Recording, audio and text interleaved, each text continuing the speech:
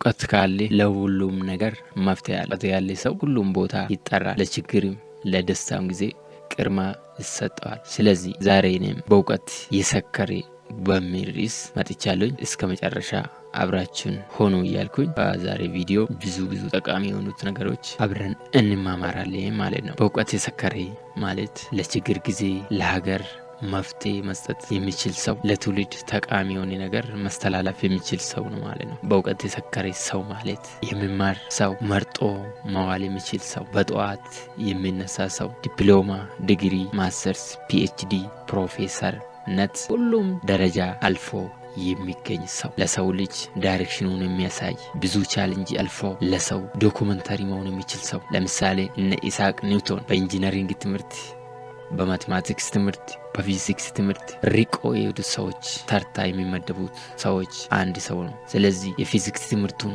በትንሹ እንኳን ቀምሶ የሚያውቅ ሰው ስለ ኢሳቅ ኒውቶን ማወቃቃት፣ ይሄ ማለት ላው ኦፍ ሞሽን ተብሎ የሚጠራ ኒውቶን ፈርስት ሰከንድ ሰርድ ላው ኦፍ ሞሽን በሚባል ሕግ ውስጥ ስለ ዕለት ጉዞአችን እንቅስቃሴ ውስጥ የምናደርጋቸው ሁሉ በዚህ ሶስት ሕጎች ውስጥ በደንብ ገልጾ ያስቀመጠ ሰው ነው ማለት ነው ኢሳቅ ኒውቶን። እኛ ሀገርም ብዙ ምሁር የሆኑ አዋቂ ሰዎች አሉ። ሲያወሩት የሚያወሩት አንደበታቸው የማይጠገብ ደስ የሚል ነገር ካነበቡት ካለፉበት ነገር ለሰው ሼር የሚያደርጉት በብር በእውቀት በጊዜ የሰው ልጅ ማገዝ የሚችሉት ሰዎች ነገራችን አለን። እነኚህ ሰዎች በእውቀት የሰከሩት ሰዎች ነው የሚባሉት። በእውቀት የሰከረ ሰውማ ልክ እንደ ሚካኤል ፈረዳይ ዛሬ ኤሌክትሪክ ሰርቶልን ኤሌክትሪክና ማግኔቲዝም ኤሌክትሮማግኔቲክ ኢንዳክሽን ተብሎ የሚጠራ እንዴት መስራት እንደሚችል ፈረዳይ ስለው ብሎ ለኛ ከብዙ ልፋት በኋላ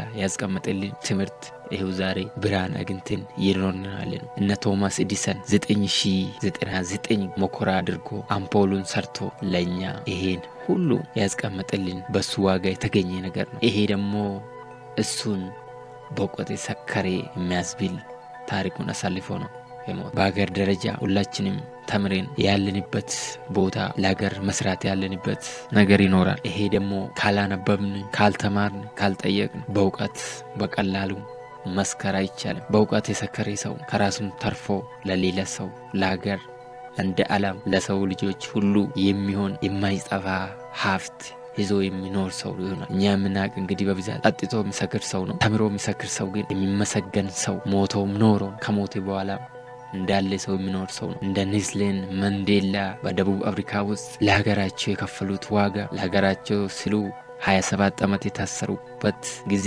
ለሰው ልጅ መብት በእኩልነት መኖር አለበት እያሉ ለሰው ልጅ ተሟጋጅ ሆኖ ሲኖሩ ነበር። ይሄ በቀላል የመጣ ነገር አይደለም። ስላተማሩት ነው፣ ስላነበቡት ነው፣ በእውቀት ስለሰከሩት ነው። እንደ ዓለም ደረጃም ደግሞ ስማቸው ገናና ሆኖ የሚጠራ ሰው ባራክ ኦባማ ሲያወሩ ህዝባቸውን ሲያሳምኑት፣ እሳቸው ወደ መድረክ ሲወጡ ያለ ድምቀት ድባብ፣ የህጉን ስራ ላይ መዋል ሂደት ያ ሁሉ በእውቀት ስለሰከሩት ብቻ የመጣ ነገር ነው። ስለዚህ መንበብ መማር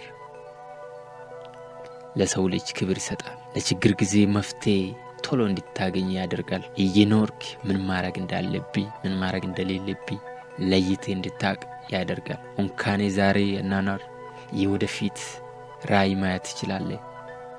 የዛሬ 10 20 50 ዓመት ምን መምጣት እንደሚችል ትገነዘባለህ። ኤቭሪቲንግ ላንተ ሲምፕል ይሆን አይደለም። ካልተማርክ ግን ከእንቅልፍ ሳትነቃ ተኝቴ በመከራ ድርቶ ውስጥ በሞቀ እንቅልፍ በሞቀ መከራ ውስጥ ገብተህ ትኖራለህ። ከዚህ ለመውጣት ግን በየቀኑ የምታደርጋቸው ነገር ወሳኝና አስፈላጊ ናቸው። በጊዜ አጠቃቀም በየቀኑ ራሳችሁን እያሻሻላችሁ የምትሄዱት ከሆነ ኢማኑኝ በእውቀት የሰከረ ሰው መሆናችሁ የማይቀር ዕዳ ነው። ይሄ ደግሞ በቀላሉ የሚመጣ ነገር አይደለም።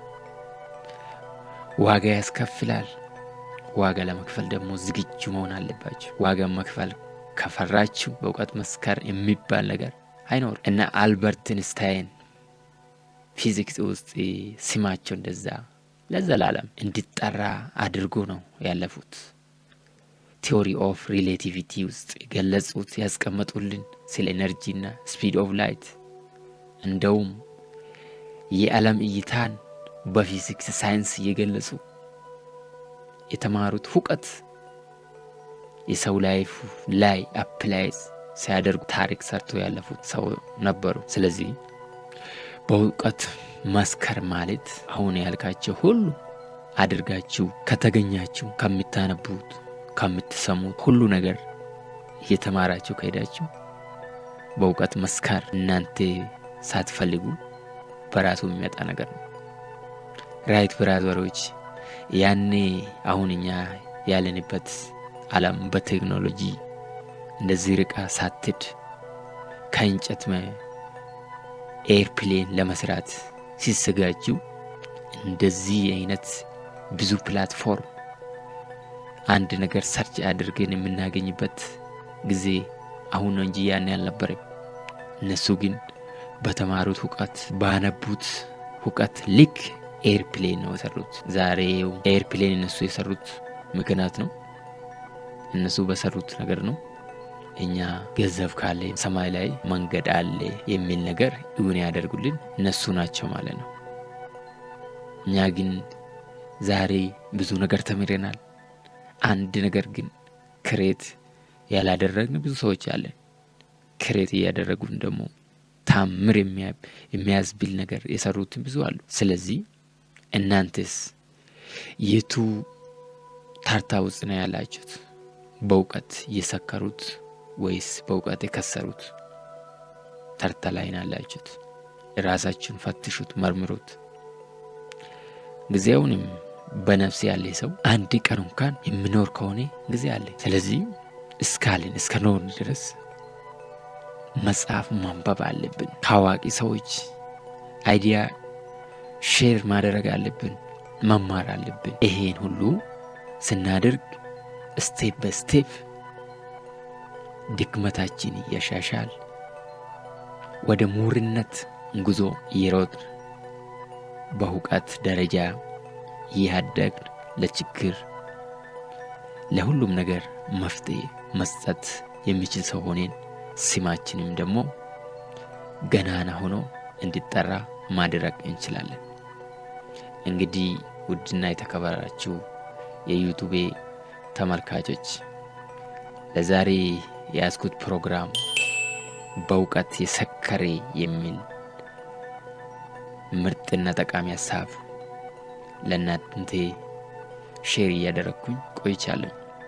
ከዚህ ብዙ ትምህርትና እውቀት እንደምታገኙ ሙሉ ተስፋ ያለኝ። እናንተም ምን ላይ እንዳላችሁ ራሳችሁን ገምግሙት፣ ፈትሹት፣ ተማሩ እያልኩኝ የዛሬን ፕሮግራሜ እዚህ ላይ ያበቃለሁ። ለዩቲዩብ ደግሞ አዲስ ከሆናችሁ ላይክ፣ ሼር፣ ሰብስክራይብ ማድረጋችሁን እንዳትረሱ። ብዙ ሰው ዩቲዩብን ሰብስክራይብ ሳያደርግ 70% በላይ የሚሆኑ ዝም ብሎ እያዩት ነው። 30% ብቻ ነው ሰብስክራይብ እያደረገ ያለ። በዚህ ዩቲዩብ ደግሞ ሁሌም ምርጥና ጠቃሚ ትምህርት የሚተላለፍበት ዩቲዩብ ቻኔል ስለሆነ ሰብስክራይብ አድርጉት፣ እኔንም አበረታቱኝ እያልኩኝ ኔክስት ይዤላችሁ በሚመጣ ፕሮግራም እስክንገናኝ ሰላም ለእናንተ ይሁን እያልኩኝ ሰላም